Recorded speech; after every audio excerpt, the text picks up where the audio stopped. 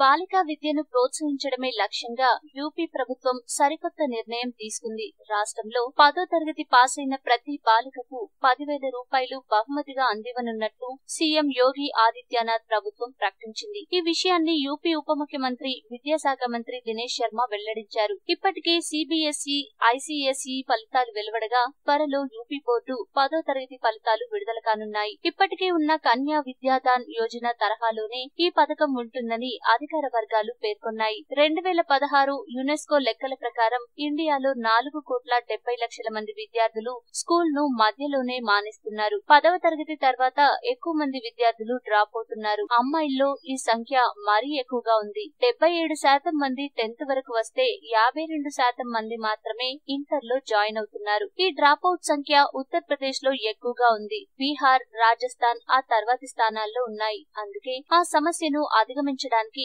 యోగి సర్కార్ ఈ నిర్ణయం తీసుకుంది. బేటీ బచావో బేటీ పడావో అనే నినాదాన్ని నిజం చేసేందుకు సంకల్పించిన ఉత్తరప్రదేశ్ ప్రభుత్వ నిర్ణయాన్ని స్వాగతిద్దాం. ఈ వీడియో మీకు నచ్చితే లైక్ చేయండి, అందరికీ షేర్ చేయండి, కానీ సబ్స్క్రైబ్ చేయడం మాత్రం మర్చిపోకండి.